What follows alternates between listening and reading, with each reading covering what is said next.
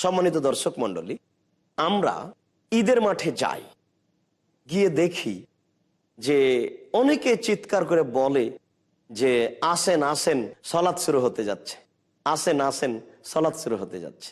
অথচ আল্লাহর নবী বলেছেন লা আযানা ওয়ালা ইকামা ওয়ালা নিদা, ঈদের মাঠে কোনো আজান নেই, কোনো একামাত নেই, কোনো ডাক নেই।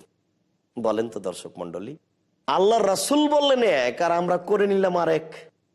আল্লাহর নবী এই কথা বলছেন যে অচিরেই এমন একটা সময় চলে আসছে যেদিন মানুষ আমার সুন্নাত ছেড়ে দিয়ে অন্য সুন্নাত গ্রহণ করে বলবে এটাই রাসূলের সুন্নাত।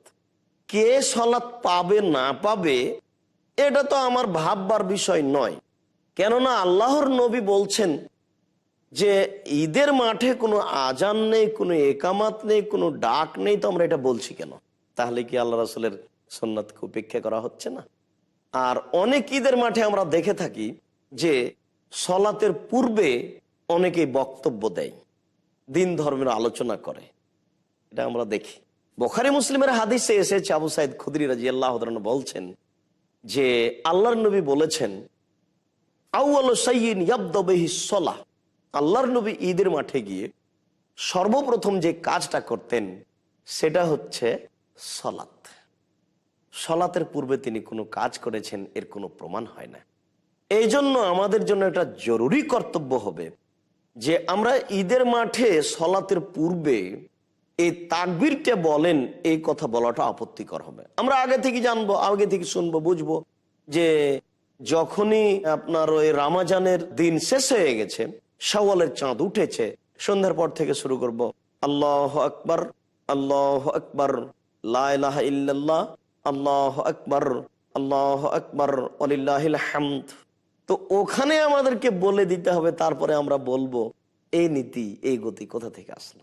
সম্মানিত দর্শক মণ্ডলী, আমরা অনেক ঈদের মাঠে এটাও দেখেছি যে আপনার যখন সালাত শুরু হতে যাচ্ছে তখন ইমাম সাহেব বলছেন যে আগে 7 পরে 5 সুন্নাতে মুআক্কাদা 2 রাকাত সালাত ইমামের পিছনে নিয়ত করুন। আমরা এটা শুনি না? আল্লাহুস সামাদ। নিয়ত কি? নিয়ত হচ্ছে ইরাদাতুল কলব, অন্তরে পরিকল্পনা করা। মুখে নিয়ত করা এটা একটা বিদআত আমল। পৃথিবীর কোন মানুষই যারা শরীয়ত নিয়ে গবেষণা করেছেন, বই পুস্তক আমাদের সামনে পেশ করেছেন, তাতে কোনো ব্যক্তি সশব্দে নিয়ত করতে হবে এই কথা বলেননি।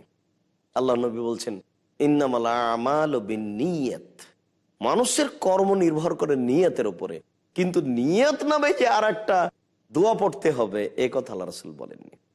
এখানে আরো আমরা একটা জরুরি ভাবে জানি যে আমরা এদেশে অনেক বই পুস্তক দেখি যে বইয়ে লেখা আছে নাওয়াইতা নুসাল্লি আরবা লাকাতিন জোহরে, জোহরের 4 রাকাত সালাতের নিয়ত করছি, আসরের 4 রাকাত সালাতের নিয়ত করছি, মাগরিবের সালাতের নিয়ত করছি। মানে যত ইবাদত আছে প্রত্যেক ইবাদতের নিয়ত। তো নিয়ত মুখস্থ করতে করতেই তাহলে মানুষের জীবন যাবে। নারী পুরুষ এখানে বিপদে পড়ে গেছে। সম্মানিত দর্শক মণ্ডলী, এটা অসম্ভব, এটা হতে পারে না। এটাই হচ্ছে আল্লাহর রাসূলকে উপেক্ষা করা, আর এটাই হচ্ছে বিদআত। নিয়ত সশব্দে করে কেউ নেকি পাবে এ আশা করা একটা অবাস্তব। এটা আল্লাহ রাসূলকে উপেক্ষা করা, এটা আল্লাহ রাসূলকে অপমান করা। এরকম কোন হাদিস আল্লাহ রাসূল বলেননি।